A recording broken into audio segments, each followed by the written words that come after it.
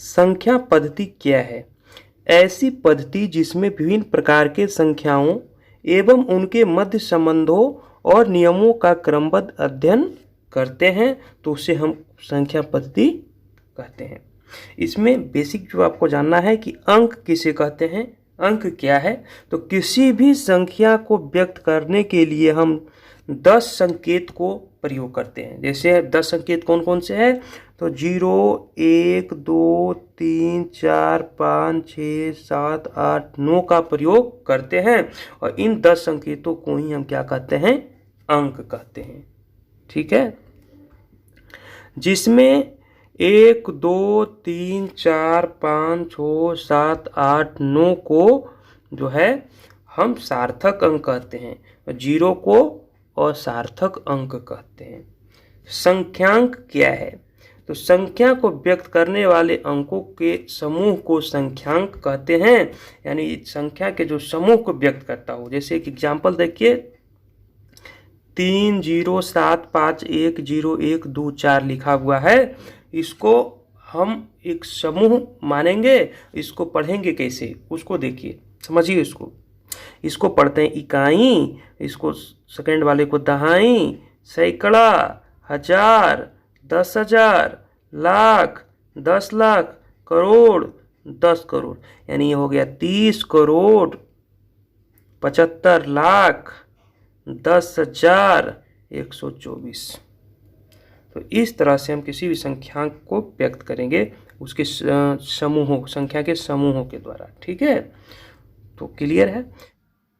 अगला है जातीय मान। किसी अंक का जातीय मान उस अंक का अपना मान है, चाहे वह अंक किसी भी स्थान पर हो। जैसे कि एग्जाम्पल है 3,29,075 में 7 का जातीय मान क्या होगा?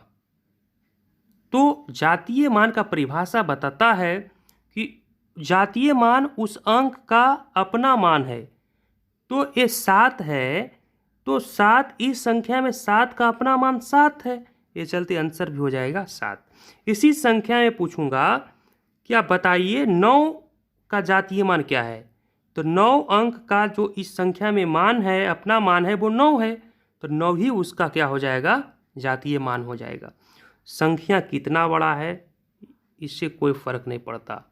जिस अंक का जातीय मान निकालना है वो किस जगह पे है, इकाई पे है या दहाई पे है या सैकड़ा पे है, ये भी प्रभाव नहीं पड़ता, इससे भी नहीं। हमको देखना है कि जिस अंक का बोल रहा है जातीय मान, ठीक है, वो अंक जितना लिखा रहेगा इस संख्या में वही उसका अपना मान हो जाएगा। जैसे 7 का जातीय मान, तो इस संख्या में यहाँ 7 लिखा है, तो इस संख्या में 7 ही हो जाएगा आंसर। अगर पूछा जाए 2 का जातीय मान तो 2 ही हो जाएगा, 9 का जातीय मान तो 9 ही हो जाएगा, 3 का जातीय मान तो 3 ही हो जाएगा।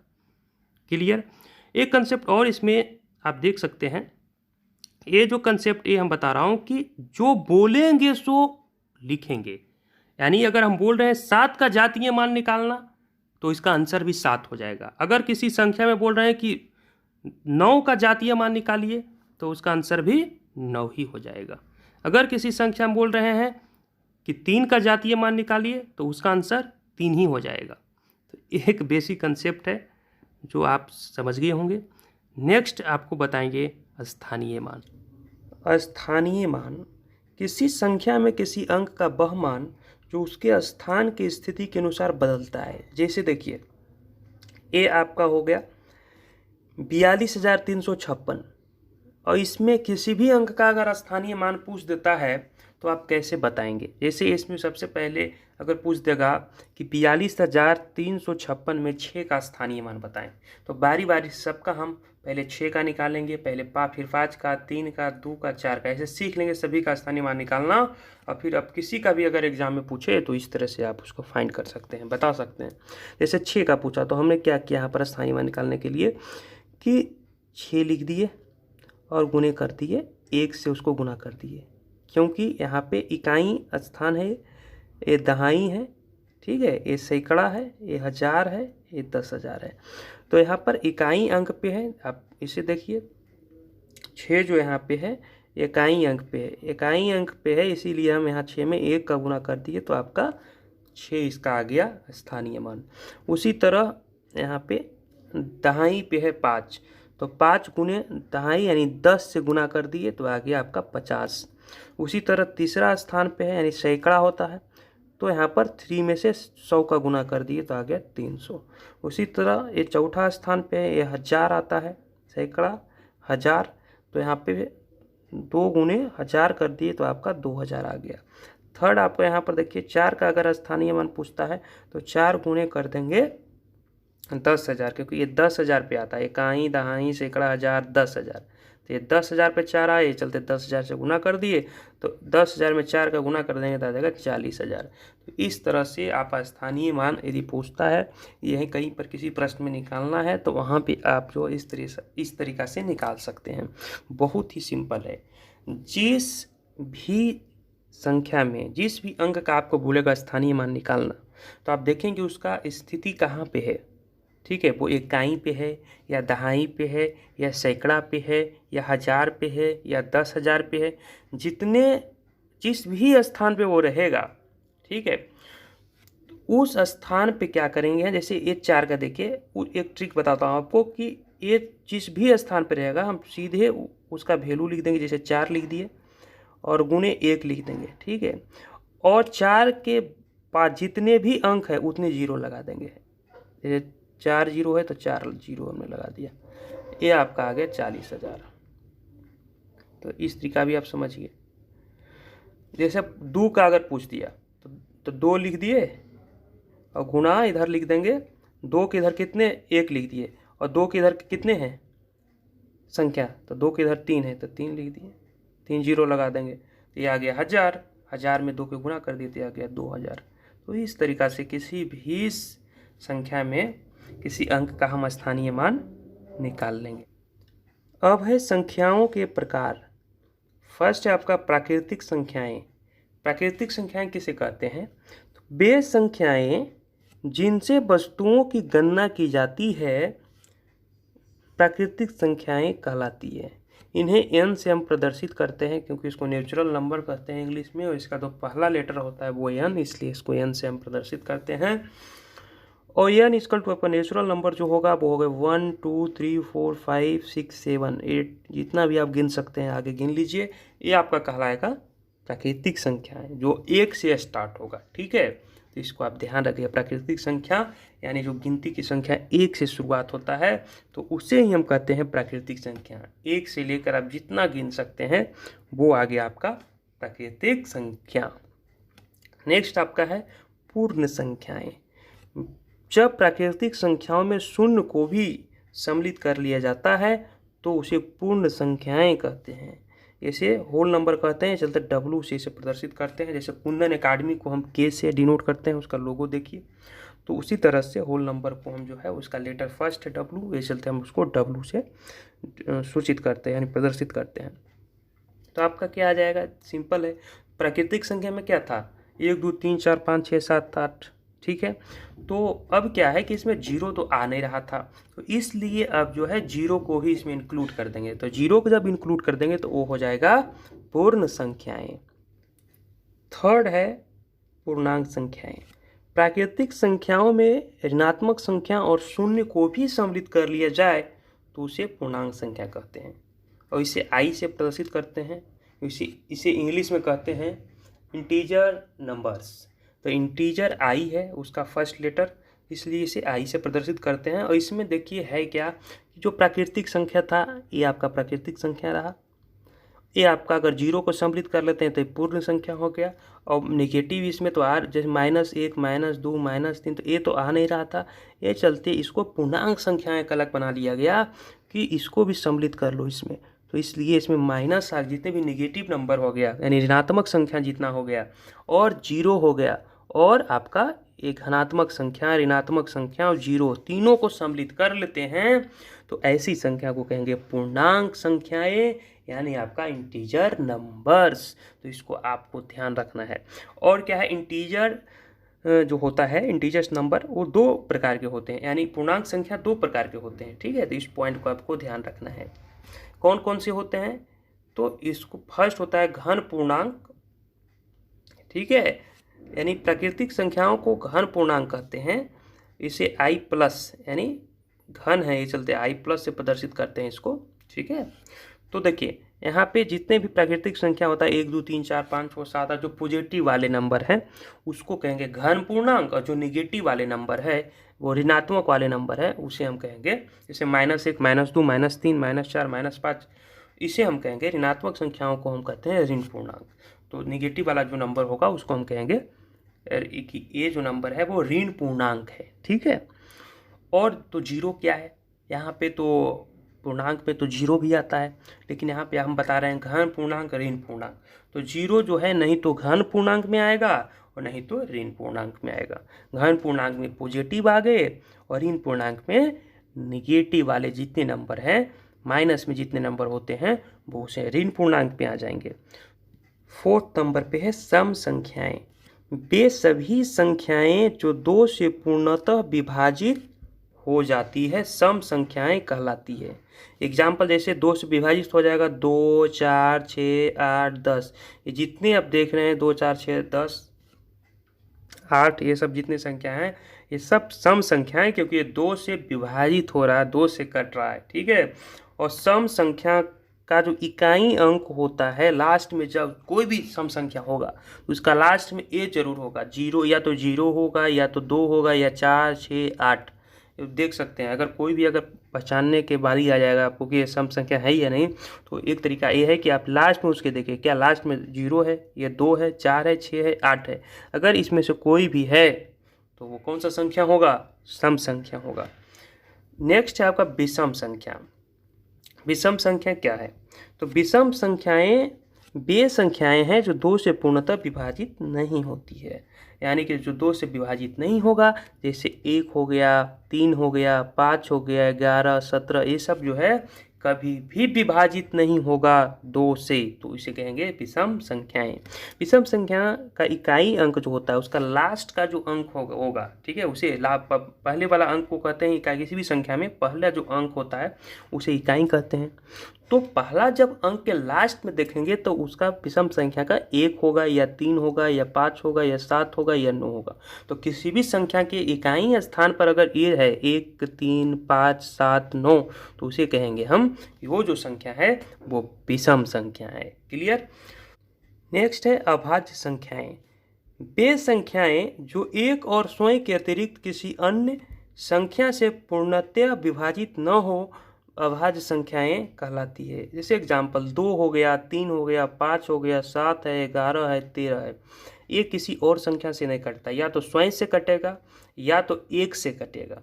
तो उस संख्या जो स्वयं से कटता है या तो 1 से कटता है और किसी भी संख्या से नहीं कटेगा यानी विभाजित नहीं होगा, वैसे संख्या को हम कहेंगे अभाज्य संख्या। और केवल 2 ऐसी सम संख्या है जो अभाज्य संख्या है तथा वह सबसे छोटी अभाज्य संख्या भी है। इसे आपको ध्यान में रखिए क्योंकि परीक्षा में पूछा जाता है कि ये बताइए सबसे छोटी अभाज्य संख्या कौन है। तो 2 है और ये सम संख्या भी है, क्योंकि अब सम 2 से जो विभाजित होता है उसे सम संख्या कहते हैं। और यहाँ पे जो है 2 जो है स्वयं से विभाजित होता है या 1 से विभाजित होता है। तो स्वयं तब 2 से विभाजित होगा और 2 से विभाजित जो होता है उसे सम संख्या भी कहते हैं। तो 2 जो है वो मात्र एक ऐसे अभाज्य संख्याएं हैं जो सम संख्या भी है और वो सबसे छोटी अभाज्य संख्या भी है। अगला है भाज्य संख्याएं। वे संख्याएं जिनका एक और स्वयं के अतिरिक्त कम से कम एक गुणनखंड हो भाज्य संख्याएं कहलाती है। ठीक है, जिसमें क्या हो एक और स्वयं के अतिरिक्त, एक और स्वयं से कटेगा वो विभाजित होगा ही होगा, ठीक है, लेकिन कम से कम एक गुणनखंड हो और किसी से भी विभाजित हो, कम से कम एक बार भी किसी से वो विभाजित होना चाहिए। ठीक है, इसीलिए इस पॉइंट को यहाँ पे लिखा है कम से कम एक गुणनखंड हो, तो उसे हम कहेंगे भाज्य संख्या। एग्जाम्पल 4 है तो 4 कट रहा है, 1 और 4 के अलावा 2 से भी कट रहा है। 12 है तो 12 और 1 के अलावा वो किसी संख्या से कट रहा है, 4 3 12, तो वैसी संख्या को हम कहेंगे भाज्य संख्या। 16 4 से कट रहा है, 16 और 1 के अलावा 4 से कट रहा है, 21 है, 7 से कट रहा है, एक 21 और एक के अलावा 7 से कट रहा है, तो ऐसी संख्या को हम कहेंगे भाज्य संख्या। और एक नहीं तो भाज्य संख्या है और नहीं अभाज्य, तो इस पॉइंट को ध्यान रखिएगा। भाज्य संख्या सम और विषम दोनों संख्या हो सकती है। नेक्स्ट है सह अभाज्य संख्याएं। ऐसी दो या अधिक प्राकृतिक संख्याएं जिनमें एक के अतिरिक्त कोई अन्य उभनिष्ठ गुणनखंड न हो, सह अभाज्य संख्याएं कहलाती है। जैसे 2 3 है तो एक के अलावा कोई इसमें अन्य उभनिष्ठ गुणनखंड नहीं है। जैसे देखिए 2 गुणे 1 कर दीजिए, 3 गुणे 1 कर दीजिए, ठीक है। इसमें जो इसका कॉमन हो जाएगा, कॉमन फैक्टर उभनिष्ठ गुणनखंड क्या हो जाएगा, 1 हो जाएगा, तो ये हो जाएगा सह अभाज्य संख्या है। इसमें देखिए जैसे 5 है गुना 1 है, 9 है तो 9 का क्या होगा, इसका होगा 3 गुना 1 और 11 है तो 11 का क्या होगा 11 गुणा 1, ठीक है। तो इसमें कॉमन क्या आ रहा है, सब में तीनों में एक ही आ रहा है, तो ये एक के अलावा कोई भी यहाँ पे उभनिष्ठ गुणनखंड नहीं है, तो इसलिए इस संख्या को हम कहेंगे सह अभाज्य संख्याएं। क्लियर। और एक पॉइंट इसमें याद रखना है आपको कि सह अभाज्य संख्याओं का अभाज्य होना आवश्यक नहीं है। यानी जितने भी सह अभाज्य संख्या होंगे वो अभाज्य होना कोई ज़रूरी नहीं है कि वो अभाज्य संख्या हो तभी वो सह अभाज्य होगा। Clear that. तो इस पॉइंट को आप ध्यान रखें। और ये आपका एग्जाम्पल है जिसमें एक के अलावा कोई भी अन्य उभनिष्ठ गुणनखंड नहीं है, तो उसे हम कहेंगे सह अभाज्य संख्याएं। नेक्स्ट है परिमेय संख्याएं। ठीक है, तो परिमेय संख्या किसको कहते हैं, तो वो वह संख्या है जिसे p बटा q के रूप में लिखते हैं, जहाँ p q क्या है, पूर्णांक है, और q does not equal to 0 है। यानी कि जिसे p बटा q के रूप में लिखते हैं, p बटा q के रूप में लिखते हैं, और q 0 ना हो, इसका मतलब है कि नीचे आपका 0 कभी नहीं होगा। ठीक है, क्योंकि अगर ये 0 हो जाएगा तो इसका क्या है, 0 से अगर भाग दो किसी संख्या में तो क्या आ जाएगा, इन्फिनिटी आ जाएगा, उसका कुछ मतलब ही नहीं रहा फिर। ठीक है, तो इसलिए आप समझिए कि परिमेय संख्या जो है उसका जो हर होगा यानी नीचे का होगा वो कभी 0 नहीं होगा। इसका एग्जाम्पल देखिए, एक एग्जाम्पल जैसे 3/5 है तो ऊपर का सीधे समझ आइए, ये p है ये q है तो p बटा q के रूप में है। ये है आपका 7/9 है तो 7 हो गया p, ये नीचे हो गया 9 q। जैसे ये 5 है तो 5 के नीचे कुछ नहीं तो क्या है 1 है, तो 5 हो गया p, ये हो गया q, तो नीचे तो 0 है नहीं। ठीक है, और ये p बटा q के रूप में है, ये चलते इसे कहेंगे हम परिमेय संख्याएं। अगला है अपरिमेय संख्याएं। वह संख्या जिसे p बटा q के रूप में नहीं लिखते हैं, जहाँ p q पूर्णांक है और q 0 के बराबर नहीं है।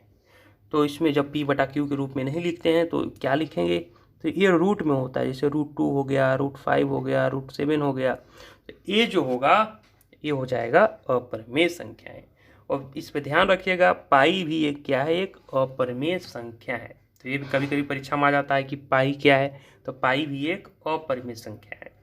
वास्तविक संख्याएं किसे कहते हैं, तो ऐसी संख्या जो परिमेय भी हो और अपरिमेय भी हो, दोनों संख्या को हम कहते हैं वास्तविक संख्या। यानी परिमेय संख्या और अपरिमेय संख्या को कहते हैं वास्तविक संख्या, और इन्हें आर से हम प्रदर्शित करते हैं। ठीक है, क्योंकि इसे रियल नंबर इंग्लिश में कहते हैं। इसका जो प्रथम जो आपका वर्ड है वो आर है, क्योंकि रियल नंबर है। तो रियल नंबर का जो फर्स्ट जो वर्ड होता है वो आर होता है, जैसे कुंदन अकाडमी का क्या है, के है। तो उसी तरह से इसे आर से प्रदर्शित करते हैं। और जैसे इसमें क्या आ गया वास्तविक संख्या में, √5 भी हो गया, 7/4 भी हो गया, 3/2 भी हो गया, पाई भी हो गया, -4 भी हो गया, 0 4 5, ये जितने भी संख्या आ गए सभी वास्तविक संख्या में आते हैं। क्योंकि ये सब जो संख्या आप देख रहे हैं ये क्या है, ये परिमेय संख्या है, ये सब परिमेय संख्या है। और ये क्या है, पाई अपरिमेय संख्या है, √5 क्या है, अपरिमेय संख्या है। तो परिमेय और अपरिमेय दोनों जो संख्या आएगा तब हो जाएगा वो वास्तविक संख्या। तो इस वीडियो में इतना ही। नेक्स्ट वीडियो में जितने भी आज कंसेप्ट पढ़े हैं, जितने भी पॉइंट पढ़े हैं, उस पॉइंट को अब हम क्या करेंगे, इससे जो क्वेश्चन पूछे जाते हैं एग्जामिनेशन में, उस क्वेश्चंस को नेक्स्ट वीडियो में आपको बताएंगे। Thank you so much.